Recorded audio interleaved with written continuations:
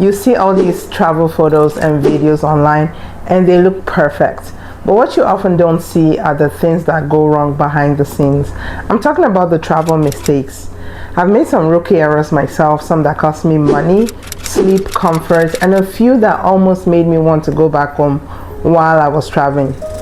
Hi there, it's Tolu, and after visiting 29 countries, I've made a lot of travel mistakes. Some are small, some were expensive, and some were low-key traumatic. So in today's video, I'm keeping it real with the travel mistakes that I will never make again. So I'm telling you all of this so you don't have to learn the hard way like I did, okay? So let's get into it. The first one is traveling without travel insurance.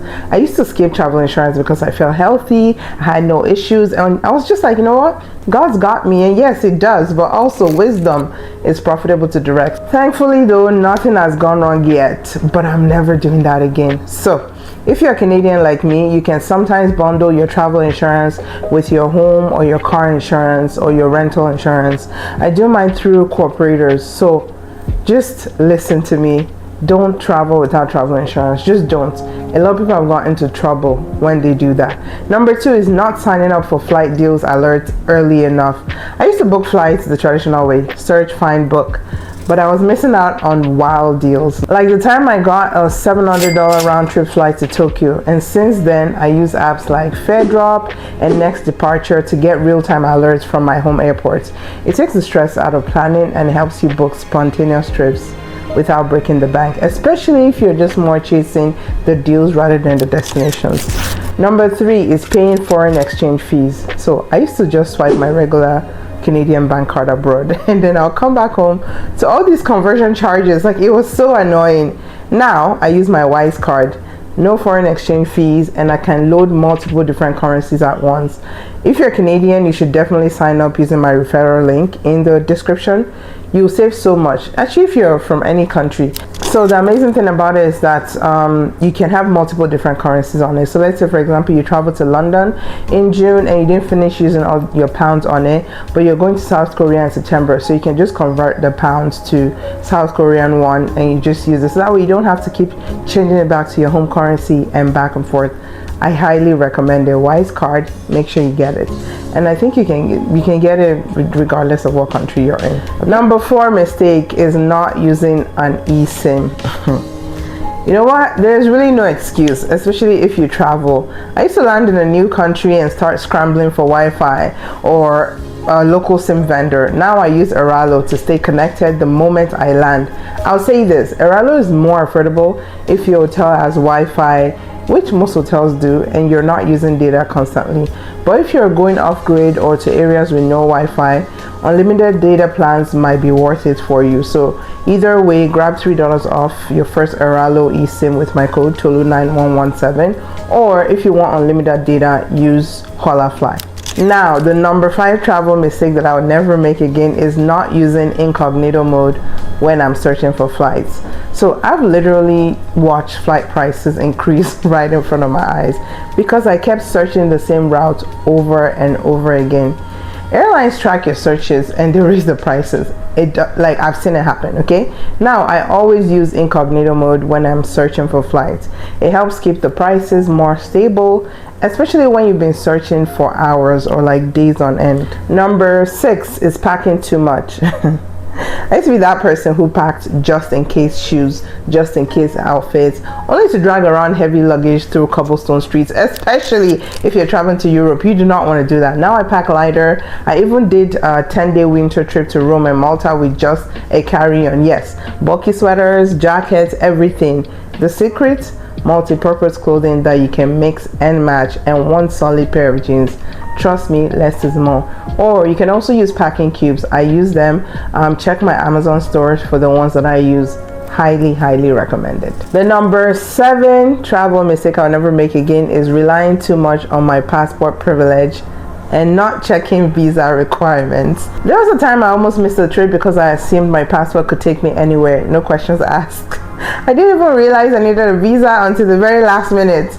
That moment honestly humbled me. Just because your passport is strong doesn't mean you're exempt. Some countries would deny you right at the border even with a valid passport. So always double check visa requirements, and don't forget to look into things like proof of vaccination, onward flights, or specific travel insurance. It's better to be safe than to be stranded, okay? Number 8 travel mistake is relying on Google Maps in countries like South Korea. Listen, if you're going to South Korea, forget Google Maps. It won't work well, okay? Instead, use neighbor maps. It's what the locals use, and I believe also in China you would want to make sure that you're checking what they're using. It's very hard to navigate, places like that with Google because they're just not updated for those countries, okay? So make sure you keep that in mind, to always check the navigation app that you need for the country that you're going to visit. The number 9 travel mistake that I'll never make again is trying to explore a city overnight. I once had an 8-hour layover in Milan. I landed around 11 p.m. The flight out of the Milan was going to be at 7 a.m. So my friend and I planned to store our bags and explore the Duomo area because it was said to be open 24 hours a day. But we didn't account for it being Easter Sunday in Italy. Most places close early or by 2 a.m. So we ended up riding a city bus all night, staying on until the last stop and coming back again just to escape the cold. We were basically homeless for a few hours. I am never doing that again. If it's a night layover, I'll just book a lounge or an airport hotel. I know it's like fun to do when you're young and you just want to be spontaneous, but miss me with that one. I'm not doing that again. Next, now the number 10 travel mistake that I'm never making again is buying one-way tickets separately. I thought I was being savvy by booking a one-way flight to my destination, planning to grab a cheap return flight later. Big mistake. By the time I tried to book the return, prices had skyrocketed. I ended up choosing a cheaper route but with 2 long layovers. I didn't get to my destination until 2 days later and ended up paying more overall. So booking round trip may not be trendy, but sometimes it's just smarter and easier. So if you want to get into that tea and hear all the story about how I booked one-way tickets that cost me a lot more money and 2 days later to get home, you will want to look on the site for the story on that. I did a whole video about it. Number 11 travel mistake that I'm never making again is not using airport security programs like Nexus. There's TSA PreCheck, there's Global Entry. Especially if you're based in North America and you travel often, you will want to get yourself signed up for Nexus or Global Entry. It saves you so much time, especially if you're going between Canada and the United States, and I believe Mexico as well.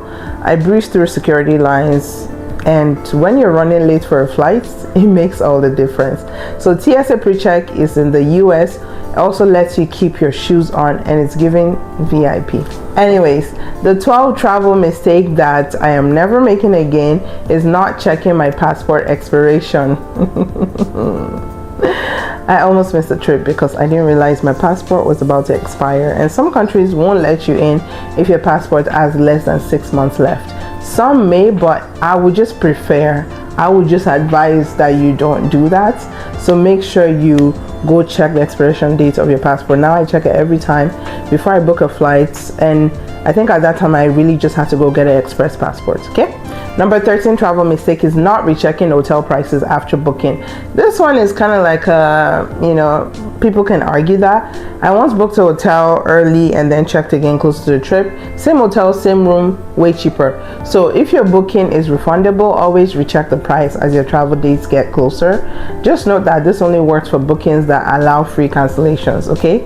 If you book on third-party sites like hotels.com or Agoda with no refund policy, this trick won't work, okay? So just keep that in mind. Number 14 travel mistake I will never make again is booking multi-country trips without checking flight routes. So when I did Tokyo, Singapore, and Bali, one thing I made sure of was that there were direct flights between each destinations. That saved me hours of extra travel and airport stress. So if you want to see more countries in one trip, just make sure you research direct flight options between them. It will make a huge difference. Number 15 travel mistake I'll never make again is underestimating how tired I'll be after long haul flights. So don't schedule a full day of activities the day you land after a 12-hour flight. You will be exhausted. And now build in buffer day, maybe a slow dinner, a light walk, but nothing heavy. So you want to give your body time to adjust. And I'm going to give you a bonus travel mistake I'll never make again: planning every second of the trip.